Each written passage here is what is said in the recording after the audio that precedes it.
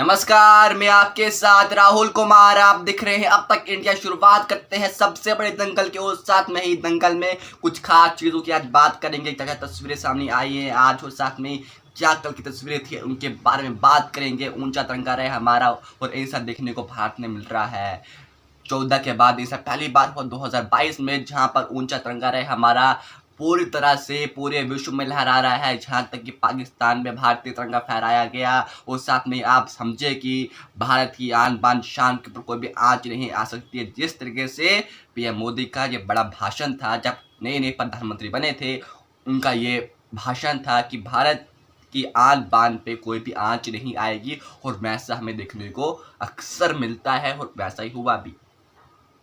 बात की जाए तो अमेठी में तिरंगा लहराया गया है और मेरठ में भी तिरंगा लहराया गया है। जेपी प्रकाश नड्डा जी ने जो कि तिरंगा लहराया है मेठी में, वो साथ में तो स्मृति ईरानी में तिरंगा फहराया गया। वो साथ में भारतीय जनता पार्टी ने जिस तरीके से अपने कार्यकाल को पिछले 8 साल से संभाला है वो काबिल तारीफ है। और साथ में मैं आपको बताता चलूँ, जेपी नड्डा यानी कि जगत प्रकाश नड्डा ने अमेठी में तिरंगा लहराया और वहाँ से रैली निकली। और अमेठी में जो कि बाल विकास मंत्री हैं पूरे देश की, उनने स्मृति ईरानी ने तिरंगा लहराया है। वो साथ में आपको बहुत कम बार देखने को मिलता है देश की आन बान शान के ऊपर कोई सवाल उठाए हो। साथ में कोई भी भारत की आन बान शान के ऊपर कोई भी सवाल उठाने की कोई जरूरत नहीं करता है। वो साथ में ही हम भारतीय किसी से डरते नहीं हैं। मैं आपको बारी बारी से तस्वीरें दिखाने वाला हूँ। जोधपुर में तिरंगा फहराया गया, मिटने के लिए तैयार रहते हैं। आज से पूरे देश में हर घर तिरंगा अभियान शुरू हो गया है। देश भर के तमाम शहरों में तिरंगा लहराया जा रहा है। आपको 10 शहरों की ये तस्वीरें दिखाते हैं। दिल्ली, गुवाहाटी, जोधपुर, नोएडा, ठाणे, बड़ोदरा, उज्जैन, गुरुग्राम, पंचकुला, उदयपुर, इन जगहों की तस्वीरें आप देखिए।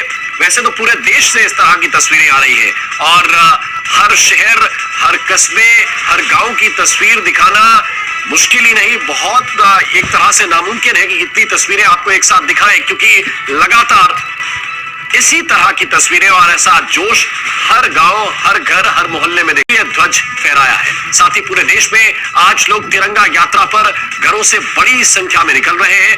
पुलिस अधिकारियों से लेकर बच्चे तिरंगा यात्रा में शरीक हो रहे हैं, हिस्सा ले रहे हैं। बीजेपी के अध्यक्ष जेपी नड्डा मेरठ में तो केंद्रीय मंत्री स्मृति ईरानी अमेठी में तिरंगा यात्रा निकाल रही है। 20 करोड़ घरों में तिरंगा लहराने का लक्ष्य है और खास बात यह है कि इस दौरान एक नया रिकॉर्ड भी बनेगा जो देशभक्ति का नया संदेश देगा। ये तस्वीरें गृह मंत्री अमित शाह के आवास की, आज सुबह लगभग 8 बजे के आसपास अमित शाह के आवास पर उन्होंने स्वयं ये तिरंगा लहराया है। और लखनऊ में मुख्यमंत्री योगी आदित्यनाथ स्कूली बच्चों के साथ तिरंगा उत्सव में शामिल हुए हैं। इस दौरान उन्होंने खुद भी हाथ में तिरंगा झंडा लेकर अगुवाई की। तस्वीरें जरा देखिए। उत्तर प्रदेश के मुख्यमंत्री योगी आदित्यनाथ की यह तस्वीर।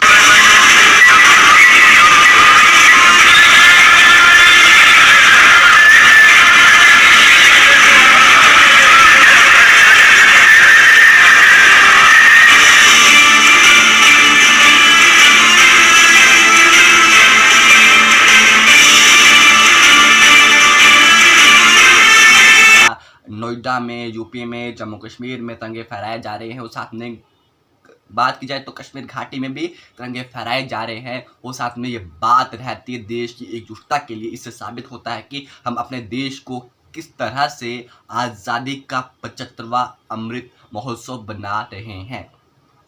ये हमें आज़ादी मिल जाती है कि अपने देश को आप रिप्रेजेंट कर रहे हैं किसी तरीके से, कि आपने किस तरह से देश को आगे बढ़ाना है, क्या सिचुएशन आएगी आपके सामने, किस तरह से डिफेंड करना है, वो हमारे के लिए बहुत ज़्यादा मायने रखती है।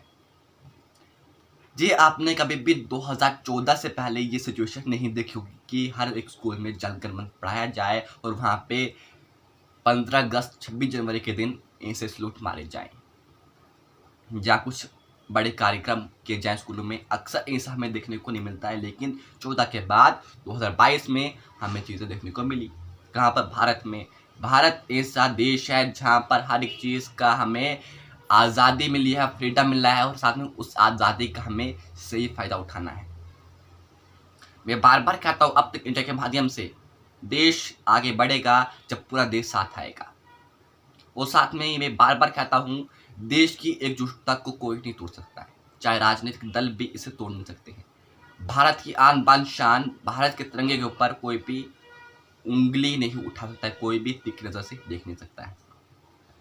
और साथ में ही अब 15 अगस्त आने वाला हो, साथ में हमें कुछ ऐसी तैयारी करनी होगी कि देश का बलिदान हमें हमेशा याद रहता है, देश का बलिदान याद रहता है, लेकिन क्या हम उन जवानों का बलिदान याद रहता है जो हमारे के लिए सीमा पार है? वो तब जाके हम न्यूज़ कहते हैं, तब जाके हम स्कूलों में पढ़ाई अच्छे से कर पाते हैं, तब हम कुछ काम अच्छे से कर पाते हैं। क्या हम वो 2 दिन ही देश के जवानों को याद करते हैं? 15 अगस्त, 26 जनवरी को याद करते हैं क्या? मैं अक्सर अपने चैनल पर जब बात कहता हूँ कि देश की बात आए तो हम एकजुटता दिखाते हैं, देश पे कोई आंच नहीं आनी चाहिए, देश सर्वप्रथम है सबसे पहले। क्योंकि कुछ लोग जानते होंगे कि भारत की बात करते हैं जो लोग, उन्हें अक्सर कुछ ना कुछ सम्मानित किया जाता है, लेकिन यहाँ पर ऐसा नहीं है। यहाँ पे हमें देश को रिप्रेजेंट करना है, भारत को रिप्रेजेंट करना है, और साथ में एक बेहतरीन मकाम से आगे बढ़ना है, देश आगे बढ़े, और साथ में कुछ चीज़ों पे हमें रोक पिलकानी पड़ती है। और साथ में ही मैं बार बार ये बातें स्पष्टीकरण से कहता हूँ, देश को आगे बढ़ाना है, खुद आगे बढ़ना है, सबसे पहले देश की फिक्र, उसके बाद जनता की फिक्र, उसके बाद अपने घर वालों की फिक्र। अक्सर जब भी कोई शो किया जाता है तो अक्सर मैं बातें वहाँ पे कहता हूँ, लेकिन समय मेरे पास इतना ही है। तब तक के लिए नमस्कार। देखते रहिए अब तक इंडिया, हर खबर पर हमारी नजर बनी हुई है। नमस्कार।